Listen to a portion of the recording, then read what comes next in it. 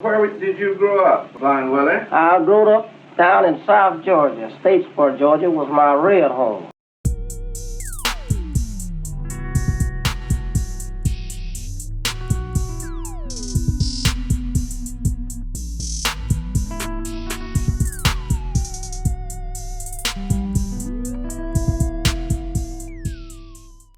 It's a safe bet to say there are few, if any, musics at the core of the Western popular canon which are as romanticised, as mythologised, as narratively inbred, and as expansive, flexible, and yet easily recognised as the blues. As we've touched on in early editions, the blues as we knew it first emerged as a song form at the start of the 20th century under the patronage of W.C. Handy and remained either the semi-literate country cousin of jazz or a slightly odious novelty for white hipsters of the day up until about 1920 when Mamie Smith took the form above ground with Crazy Blues and all hell, in the best possible way, broke loose. Our looks at the essential selections of the 20s and 30s introduced us to some of the key artists in the early blues, and in both editions there was one name which stood at the forefront of the ancient and fundamental bluesmen, the man who, in my opinion, is the greatest of the acoustic generation, Blind Willie McTell.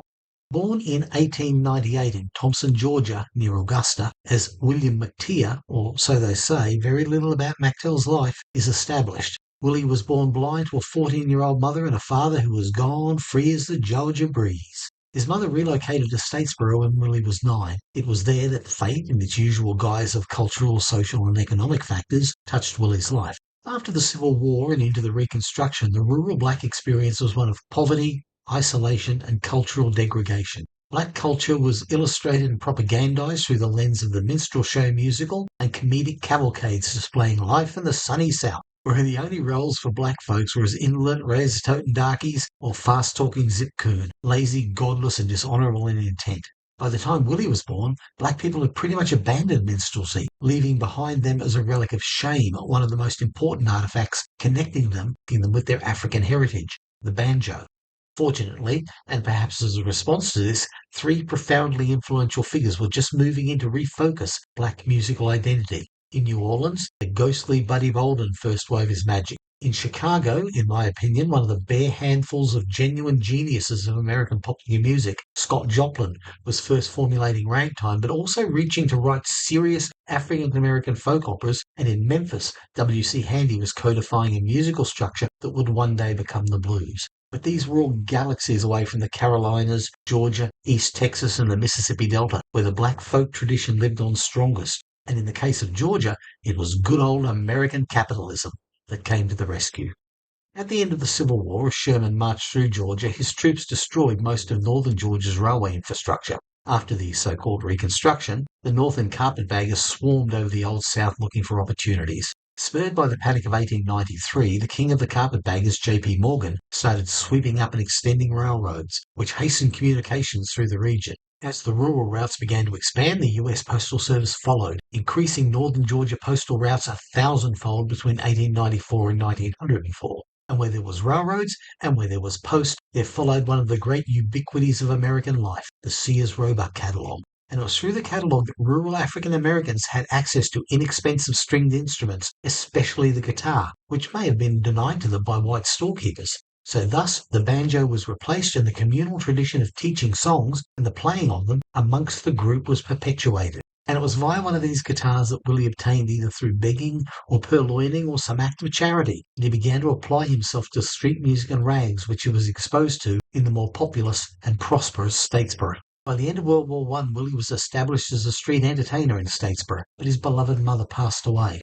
A neighbour, taking pity on blind Willie, paid for him to be sent to a school for the blind in Macon, where he proved to be a ready study, and he later attended schools for the blind in Michigan and New York. But in 1924, another of those collusions of circumstances again intruded on Willie's life. The boll weevil swept across the agricultural South, and rural towns like Statesboro and the smaller Thompson suffered harshly. Willie, like so many others, swept off the land, headed for the city. In this case, the town he felt held the key to his fortune, Atlanta. Unfortunately for Willie, Atlanta wasn't the promised land, a city thoroughly controlled by the Ku Klux Klan, where black folks were forced to live in a 10-square block ghetto fronted by Decatur Street. The only silver lining in this was the ghetto as a hub for the southern black musical community, amongst whom Willie was quick to rise to preeminence, singing on the streets, at red parties and at all-black shows, in the 81 Theatre and in church, the most famous Mount Zion Baptist Church, where Willie would from time to time do some preaching in the later years of his life.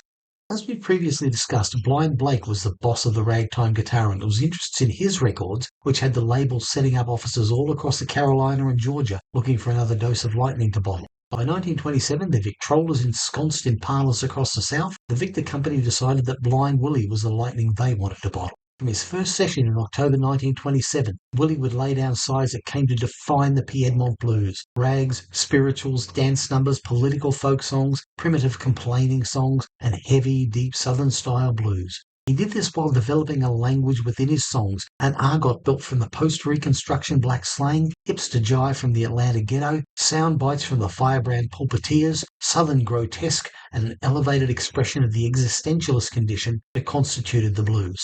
But by 1930, Willie had his travelling shoes back on. The Depression, another collusion of factors beyond Willie's making, forced a lot of the labels to shut down their local office. So Willie left to rambling, recording for whoever and whenever he could. He recorded in Atlanta, New York and Chicago under 9 different names for 10 different labels. But by 1936, Willie had pretty much fallen out of fashion as a recording artist and was not to enter a proper studio again for 13 years. Black audiences were gravitating away from rural sounds to the more modern urban sounds of dance bands, and Willie was reduced to hustling for quarters on the Atlanta streets or in the parking lot of the Pig and Whistle Grill in the hope of making a pilgrimage to Statesboro for the tobacco auctions, where he might have been able to make enough money performing to last the season. Through both the years good and bad, Willie recorded around 120 sides. His key recordings have a legacy as rich as anyone's in the pre-war blues, not just as great songs, but as great performances. 1927's Mama Tain't Long for Day, Willie playing slide in the Deep South style, which would have been rarely heard north at that point. 1928's Jumpin' Statesboro Blues, Willie pleading, cajoling, negotiating his woman back, with its spectacular 6th verse, a masterwork of blues in both metaphor and performance. 1929's Contract Dodgin' Come On Over to My House, where Willie shows off his mastery of ragtime guitar. 1930's Razor Ball, which saw Willie at his gruesome and poetic best, with Slewfoot Mose and Cross-Eyed Joe bearing witnesses to craps game carnage. 1931 brought perhaps his masterpiece, Broke Down Engine Blues, in which he deconstructs the human conditions and its perversity and analyzes a man possessed by a spirit of movement who cannot move. 1931 saw Georgia Bill cut Georgia Rag at another masterwork in the scarifying Scary Day Blues, in which Willie finds himself trapped in the third of Flannery O'Connor's Purgatories. In 1933 he cut the B&O Blues. Willie turns the tables on his hot mama. He misses a child he can't use no more. He's got fair brown walking the floor in Charm City, don't you know, accompanied by the mysterious You Was Born to Die. After his unsuccessful session in New York for Vocalion, Willie spent a few years away from recording, but reappeared on Decca in Chicago in 1936. Your Time to Worry sees Willie incandescent with apocalyptic fervour and bloodlust, and cerise with cynicism on Willie's Hillbilly Blues. In 1940, he took a derisory $10 to record in a hotel room for Alan Lomax, and it wasn't until 1949 when no less than Ahmet Ertegun sought out Willie to recut some of his classics that he cut 15 sides, and 2 were issued, Kill It Kid and Broke Down Engine, as Barrel House Sammy. In 1950, there were some unsuccessful sessions for Regal, and 6 years later came the travesty of his final sessions, recorded drop down drunk in the back room of a record store on 13th Street in Atlanta. Like it seems a great bluesman should, Willie died a sad and lonesome death. Willie was hell-bound and down by the end of 1958. Drunk, confused and weary, he suffered a stroke that cost him the power of speech. His caregiver Helen died shortly after, and Willie, lost and alone, lit out for Thompson to die with his kin. It was there he suffered a second calamitous stroke and died in the hospital at Milledgeville, coincidentally the hometown of your humble narrator's favourite author, Flannery O'Connor. They took him back to Thompson to bury him, where the stonemason carved a tombstone with the name of a father Willie barely knew on it. His possessions, all his guitars, were stored in a shack in Thompson. A few weeks later, waiting for his wife, it's complicated, to come and collect them, the shack burned down.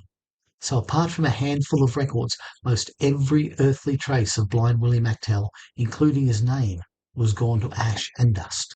Since Willie's reconstruction in the late 60s and early 70s at the hands of Taj Mahal, Ry Cooder of the Allman Brothers, and his ongoing championeering by Bob Dylan and Jack White thereafter, There seems to be a particular and persistent argument about Willie's place in the firmament of 1930s blues singers vis-a-vis one Robert Johnson. Of course, Willie lacks a little in the charisma stakes, living to the relatively ripe old blues age of 61, and despite this inconveniently dying just before the folk boom would rediscover and superannuate so many of his contemporaries. Another reason McTell seemingly lags behind Johnson in celebrity is that there's been no Grammy Award-winning repackaging of his complete works. This is due in part to the fact that McTell's recorded output is so scattergun, whereas Johnson's would probably fit on a CD. A lot of people credit Robert Johnson with being the first writer to bring a genuine narrative form by introducing archetypal psychological themes to the blues. But Willie McTell played the game on a much more intensely internal level, in some kind of twisted psychic funfair, carving bizarre new parables for new and bizarre times, a manic Kafka to Johnson's brooding Dostoevsky. Johnson sounded positively biblical and ancient, but McTell was always as relentlessly modern as the troubled world he sang about. For example, in Breakdown Engine Blues, he sang the song of a man being pushed to a precipice, confronting disaster, but he doesn't have a place to go. It's a song of a man who doesn't believe in God, but calls out for him anyway, just for the comfort in the sound of the word, by approving of sacred syllables by flame. It's a man blaming ancient devils in a modern world for consuming him. The world is ending, floodwaters rising, his woman gone, he can't even put a pistol to his head. Poor Willie. Of course, a man like Blind Willie foresaw no legacy. He had no notion of being a catalogue artist. He wasn't superannuated. He had no monetised fan base. He appears in no high-concept long-form video. He's not even Blind Willie McTell 7 days of the week. He's Blind Sammy here, Hotshot Bill there, Pig and Whistle Red the next day. He's even buried in a grave masked Eddie McTeer. He sings as a man deep in the policy game, cold in hand, consumed by there, here and now, finding that hell is full of fortune tellers and recidivist Democrats, and heaven is full of blank cheques and statues. Willie stared into this madness, and he wrote fantastical blues about it. Willie was a prophet of his day. He was a man who couldn't be shackled by his blindness or his circumstances. It's convenient to quote Bob Dylan when he said, "No one could sing the blues like Blind Willie McTell," and Bob was right. Didn't mean Willie was the heavyweight champion. He was just a real gone cat who couldn't see the world, so he naturally looked at it askance. And old Bob, well, it ain't often he's wrong, but he's right this time. There was only one ever Blind Willie McTell. Willie would have agreed with Flannery O'Connor when she said in her famous novel Wise Blood, "Where you come from is gone. Where you thought you were going was never there. And where you are is no good unless you can get away from it."